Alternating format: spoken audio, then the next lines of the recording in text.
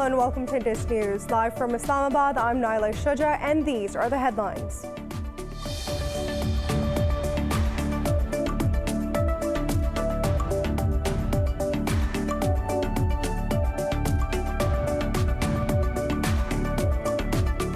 In Pakistan, security forces have killed 5 terrorists in intelligence-based operations in North Waziristan. In a statement, the military's media wing said that 2 terrorist commanders were also among those killed. It said that the militants were involved in several attacks on security forces and civilians.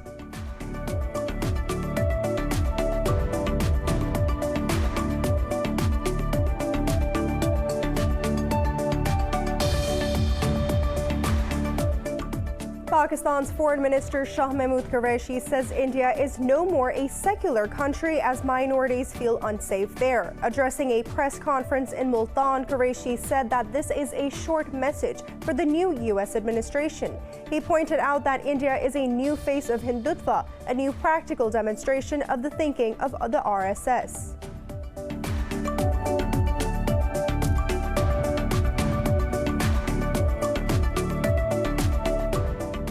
In Afghanistan, National Security Advisor Hamdullah Mohib says that the Taliban are preparing to launch a new offensive in spring. Speaking in Kabul, he said that the group is not committed to peace and is wasting time in the intra-Afghan talks. This comes as security forces have claimed to kill 38 Taliban fighters in an operation in the Kandahar province.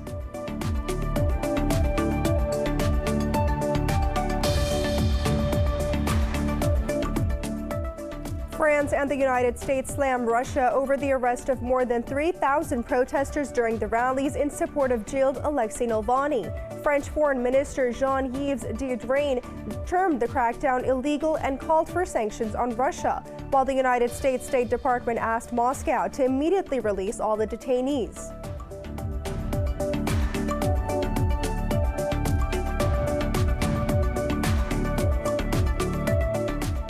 The United States has registered more than 3,300 coronavirus fatalities and over 171,000 cases overnight, with the infections tally nearing 25 million. Pakistan has reported 1,600 new infections and 48 fatalities in the past 24 hours, taking the toll to 11,295. Globally, the virus has claimed 2.1 million lives and infected nearly 99 million people so far.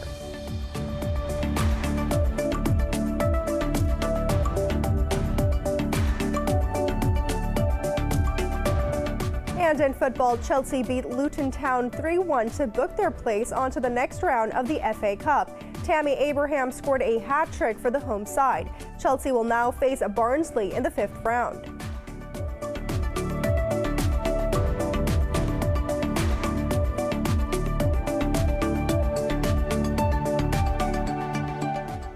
For news in detail, stay tuned. We'll be right back after a short break.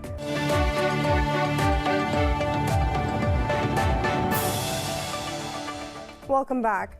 In Pakistan, security forces have killed 5 terrorists in intelligence-based operations in North Waziristan. In a statement, the military's media wing said that 2 terrorist commanders, Saeed Rahim and Saifullah Noor, were also among those killed. It said that the militants belonged to 2 different factions of the TTP. The militants were involved in several attacks on security forces and civilians. According to the statement, one of the deceased commanders was in charge of 2 suicide bombing centers. It said hostile agencies had given them a task of recruiting new terrorists and carrying out target killings. Pakistan's Foreign Minister Shah Mahmood Qureshi says that India is no more a secular country as minorities feel unsafe there. At a press conference in Multan, he said that the Indian government is following the fascist Hindutva ideology of the RSS. He urged the United States President Joe Biden to consider new ground realities before developing relations with India. He also said Pakistan has made a big shift from geostrategic position to a geoeconomic position. The foreign minister said Islamabad hopes to engage with the new U.S. administration based on a new approach. Qureshi has earlier penned a letter to the incoming Secretary of State, Antony Blinken, updating him about Pakistan's current policies. He expressed hope that the 2 sides will hold further dialogue in the coming days. Pakistan warns that the supply of advanced weapons is bolstering India's offensive doctrines into warfighting strategies. Pakistan's UN envoy Khalil Hashmi says that New Delhi's policies threaten the peace in South Asia and beyond. Speaking at the conference on disarmament, Hashmi said that India is driven by hyper-nationalism. He said that New Delhi is pursuing policies of hegemony and domination over its neighbors. The ambassador slammed India for violating international law by locking down 8 million people in occupied Jammu and Kashmir. He said India has shut all means of communication in the occupied valley. The envoy added New Delhi has rejected calls for investigations into human rights abuses in the territory. Turkish President Recep Tayyip Erdogan says that the construction of warships is another milestone in Turkey-Pakistan defense ties. He said this at the groundbreaking ceremony of the construction of a third Pakistan Navy ship in Istanbul. President Erdogan said that Pakistan is a brotherly country with whom Turkey enjoys excellent relations. He said both Islamabad and Ankara have difficult geographies and face similar challenges. Erdogan said that Turkey will continue to support friendly and allied countries in the field of defense. Pakistan's ambassador to Turkey, Mohammad Cyrus Sajjad Ghazi, was also present at the ceremony. Under the transfer of technology contract, 2 corvettes will be built in Turkey and 2 in Pakistan. In India, more than 50 Congress workers and 5 policemen were injured in a clash during a protest march in Madhya Pradesh. The march was a part of a 2-week program to show the support for the farmers camping at the Delhi borders. Police say 110 party workers detained during the protest have been released. The opposition party says protesters were peacefully marching towards the Governor House when police resorted to batons. Meanwhile, the unions have planned to mount pressure on the center through a tractor parade on the Republic Day of the 22nd of January. A farm leader says around 300,000 tractors will participate in the rally.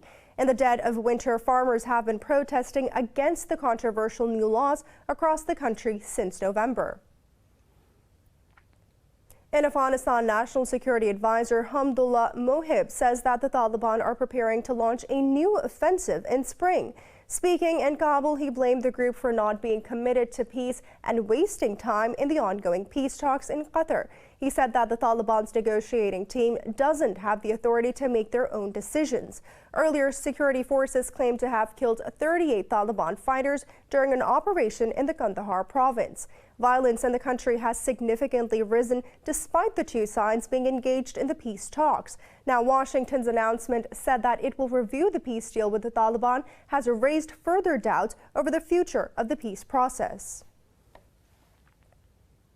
A United States aircraft carrier group led by the USS Theodore Roosevelt has entered the South China Sea for the naval drills. Earlier, China passed a law allowing its Coast Guard to fire on foreign vessels upon illegal infringement. In a statement, the U.S. Indo-Pacific Command said that the routine exercise is to promote freedom of the seas. It said that the carrier strike group will build partnerships that foster maritime security. This comes as Taiwan accused China of a large incursion of bombers and fighter jets into its air defense identification zone. Beijing has repeatedly complained about U.S. Navy ships getting close to Chinese islands in the South China Sea. Russia says it is ready to set up a dialogue with the new U.S. administration of President Joe Biden. Kremlin spokesperson Dmitry Peskov said that the President Vladimir Putin will respond to kind Washington's willingness to talk. He said that a dialogue needs to address the points of differences as well as the parts where the 2 sides are getting closer. One of the burning issues to be resolved by the 2 powers is the New START arms control treaty, which is due to expire next month. The 2 sides are also at odds over the anti-Kremlin protests in Russia. Earlier, Moscow's foreign ministry described Washington's support for protesters as meddling in its domestic affairs. France and the United States slammed Russia over the arrest of around 3,000 protesters during the rallies in support of jailed Alexei Navalny on Sunday. In an interview, French Foreign Minister Jean-Yves Le Drian termed the crackdown illegal and called for sanctions on Russia, while the United States State Department asked Moscow to immediately release all the detainees. Navalny was arrested last Sunday after returning to Moscow for the first time since being poisoned last year. At least 40,000 people joined a protest in Moscow alone for the release of his call. Rallies were also held in 60 other cities and towns.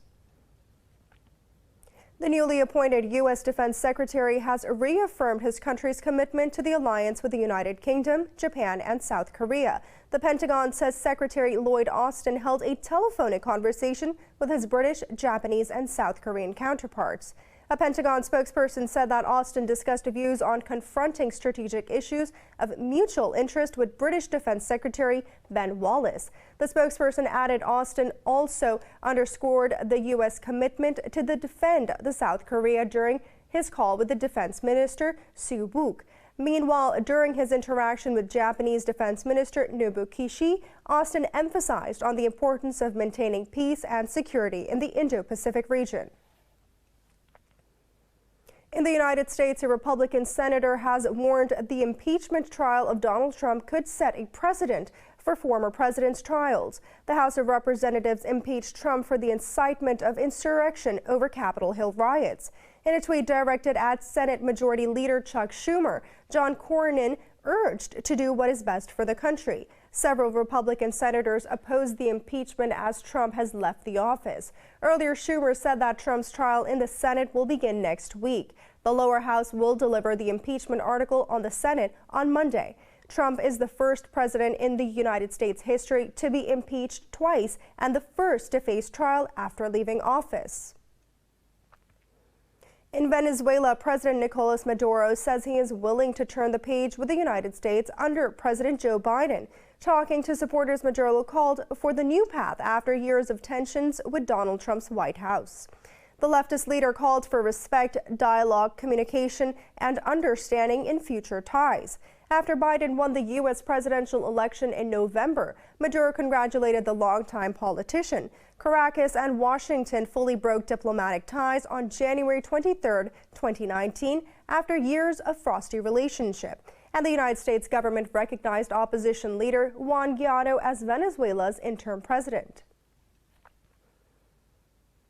Venezuelan President Nicolas Maduro says that the fire at one of the country's main oil pipelines was a result of a terrorist attack. Maduro said that the attack sought to compromise Venezuela's fuel supplies, but he did not provide any further details of the incident.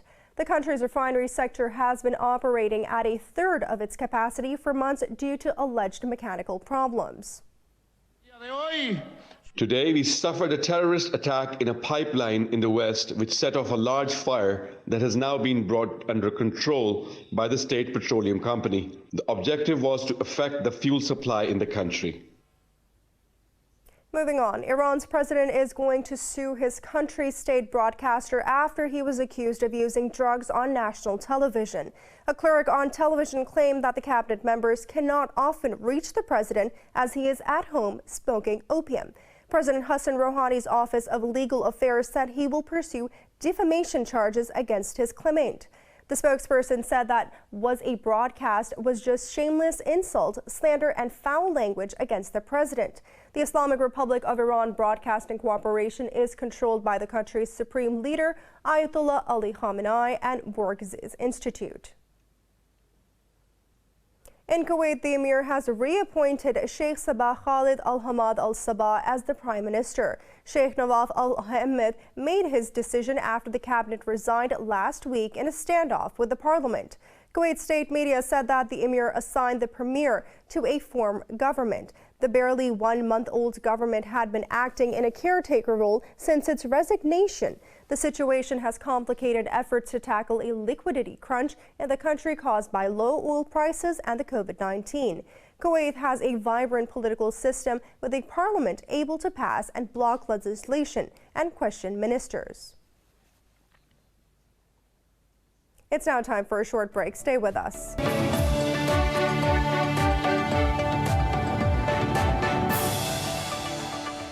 Welcome back. The United States has registered more than 3,300 coronavirus fatalities and over 171,000 cases overnight. Globally, the virus has claimed 2.1 million lives and infected nearly 99 million people so far. More about the coronavirus in this report. As the world faces the challenges of mass vaccination and shortages, the fear of the mutant variants of COVID-19 is causing a fresh panic. UK's Prime Minister Boris Johnson has extended local councils' lockdown powers till July, after revealing that the new variant is not just more contagious, but more deadly as well. Britain has also imposed a 10-day essential quarantine from all arriving from the high-risk countries. Sweden too has banned all entries from Norway after the new strain was detected in the Norwegian capital. Over in the US, the number of COVID-19 cases is nearing 25 million. In a message, President Joe Biden assured all mayors of the country he is willing to work with them, shoulder to shoulder. Now, as president, I'm going to work with you again in this moment of crisis to contain the pandemic and to build our economy back and build it back better. So as you meet with your teams during the winter meeting, be honest about what you need and how we can help work with you and get it done. Italy and France are among the worst hit in European Union once again. However, a recent assessment has shown that the load on the intensive care units in France has reduced. Over in New Zealand, health officials are investigating the country's first community coronavirus case in months. We are working on the assumption that this is a positive case and that it is a more transmissible variant, either one of the one identified first in South Africa or the UK, or potentially Brazil, or another more transmissible variant.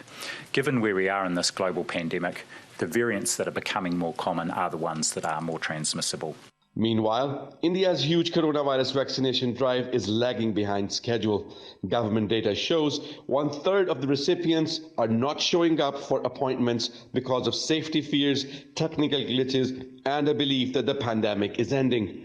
Mainland China, meanwhile, reported 8 new COVID-19 cases overnight, down from 107 cases a day earlier. Pakistan has welcomed COVAX's announcement of acquiring 150 million doses of COVID-19 vaccine in the first quarter. COVAX Alliance has pledged free vaccine for 20% of Pakistan's population. A spokesperson for the Ministry of National Health Services said it is a positive development. In an interview, the spokesperson expressed the hope that Pakistan would get the vaccine in the current quarter. Meanwhile, the country has recorded 48 deaths from COVID-19 overnight, raising the toll to 11,295. The health officials reported 1,594 new infections over the last 24 hours.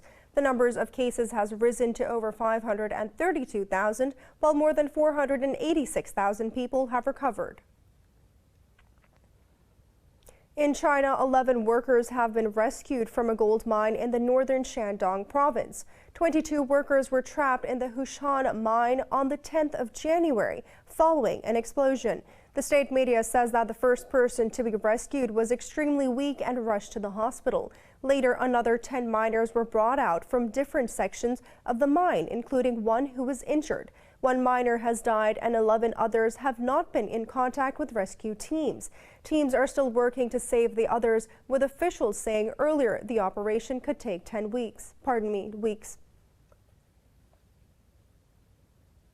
At least 9 people died after tropical cyclone Eloise hit Mozambique in Africa's southeast. It brought rain and powerful winds of around 130 kilometers per hour. Authorities said that the victims died in the worst-hit port city of Beira. Most of them were killed by falling trees. Cars were submerged in water, walls of some low-lying buildings collapsed, and swaths of land were flooded in the city. Mozambique President Filipe Nyusi said that is set to travel the area. Eloise has since lost its strength and been downgraded to a tropical storm. A French non-governmental organization says it has rescued over 370 migrants off the coast of Libya. The SOS Mediterranean said that the Ocean Viking aid vessel rescued the migrants in 2 days. It said that a majority of the people aboard the inflatable rubber dinghy were found intoxicated by oil fumes. The NGO said that the rescued included 21 babies, 35 children, and 131 unaccompanied minors. It said all survivors urgently needed to disembark in a place of safety, but Libyan authorities have not answered their request. The NGO mentioned that the migrants came from Guinea, Sudan, and Sierra Leone. Renowned Pakistani mountaineer Muhammad Ali Sadpar says that he will attempt to ascend K2 without oxygen. This comes days after the world's second highest peak was scaled for the first time in winter by a team of Nepalese team. In a tweet, Sadpar said that the team of climbers will also include his son Sajid Sadpar and Icelander John Sinori. He said that it was a very ambitious plan and conditions were not easy, but the climbers were ready for it. He has asked the nation to pray for their success. Saudi Arabia has opened its first drive-in movie theater in the capital city of Riyadh. This is a unique entertainment experience for moviegoers amid the strict measures against the pandemic. More in this report. A homegrown chain, MUVI Cinemas, has opened up a pop-up movie theater in Riyadh. The facility has started featuring 3 showings per day. The movie theater can accommodate up to 150 cars while maintaining social distancing. Some moviegoers have described the experience as exceptional and enjoyable, especially in Riyadh winter. Honestly, the experience of drive-in cinema is a great experience. I never expected that it will be like what I am seeing. Who would have believed that this will be in Saudi Arabia? And yet, it's happening, thanks God. Audience members are required to wear face masks. Viewers can buy food and drinks, but they have to take them in cars. The organizers say they have applied all the precautionary measures to ensure a safe environment for the employees and customers. The most important thing is that we follow the precautionary measures to avoid COVID-19, and this idea is for citizens and residents to watch the movie and stay safe from COVID-19 at the same time. Drive-in cinemas popped up in other parts of the Middle East since the outbreak of the coronavirus pandemic, with similar venues opening up in Dubai and Beirut early last year. Saudi Arabia has recorded over 365,000 coronavirus cases and more than 6,300 deaths so far. A rare portrait made by Renaissance artist Sandro Botticelli is set to join the $100 million art club at an auction in New York. The 15th century art piece named Young Man Holding a Medallion is one of only around a dozen of his portraits known to survive today. Young Man Holding a Roundel was acquired by its present unidentified owner at an auction in 1982 in the United Kingdom. It shows an unknown young man dressed in a simple tunic with the blue sky behind him and holding a roundel or medallion. Sotheby's said the painting is one of the best unparalleled masterpieces by the Renaissance artist. This transcends other paintings by Botticelli in studio that we've seen that have been on the market. This is a picture that is on a masterpiece level. And so when we were thinking about what the right sort of level and what sort of price is appropriate, we really looked at not other paintings by Botticelli because there's simply no other parallels in terms of condition, quality, perfection, let's say, and image. Other notable works being put up to auction include Rembrandt's Abraham and the Angels. Sotheby's is expecting the piece to get $20 million to $30 million. The other thing that I like about this picture is just the incredibly strong narrative sense that Rembrandt brings to bear. It's a very, gem-like size, but he uses the full force of composition, of light, dark, drama, brushwork to create this story. And the story itself, as I said, which is an Old Testament one, is a wonderful image and idea. Also being put to auction is Autumn, a 1616 sculpture by father and son, Pietro Bernini and Gian Lorenzo. Sotheby's estimates the piece will go between $8 million to $12 million. The sales process began on Friday, will continue to the end of the month. It's now time for a short break. Stay with us.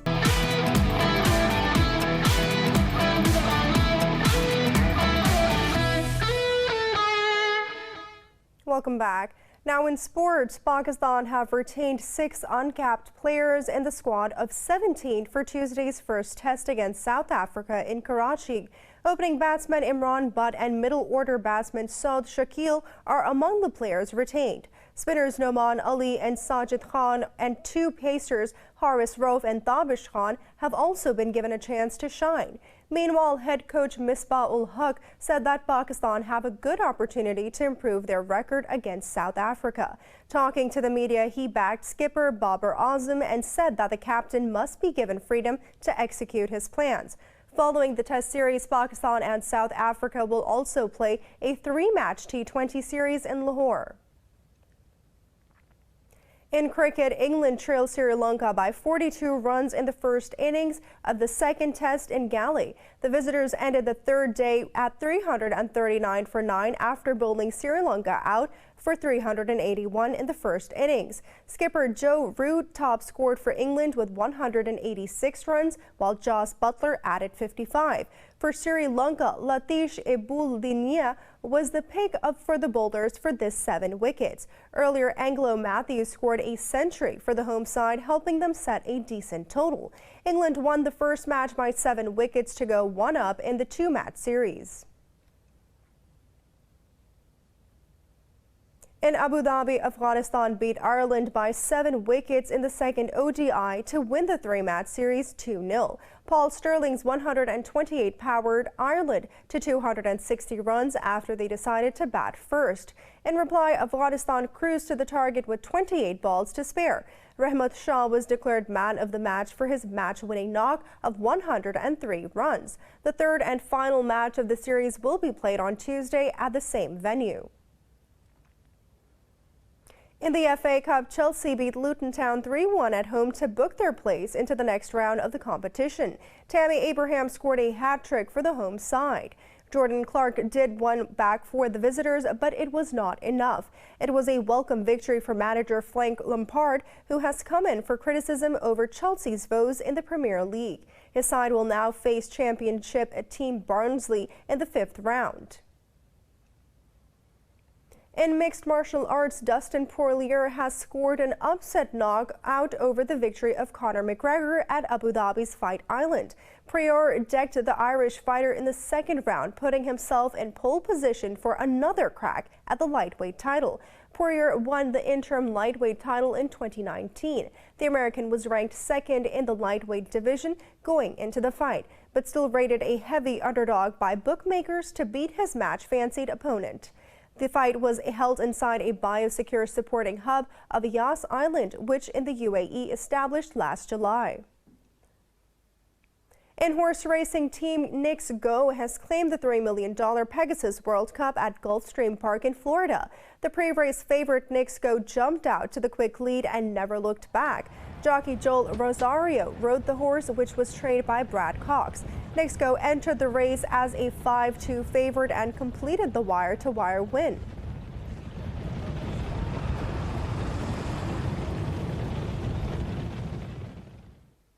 In motorsports, Sebastian Ogier has clinched a record 8th victory at the Monte Carlo in the World Rally Championship's season-opening race. The 7-time world champion beat Welsh teammate Elfyn Evans over by 32 seconds. Defending champion Thierry Novelli finished off in his 3rd with the Hyundai i20. Ogier also broke fellow Frenchman Sebastien Loeb's record of 7 Monte Carlo titles. Toyota's Kalle Rovanpera finished 4th ahead of Hyundai's Danny Sordo.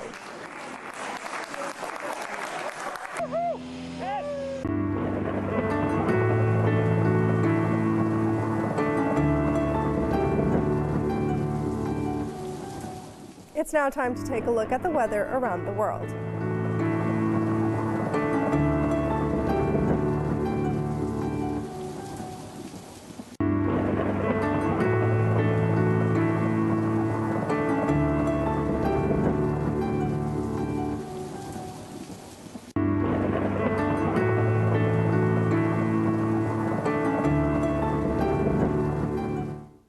For the latest news updates, you can follow us on our social media at Indus.News.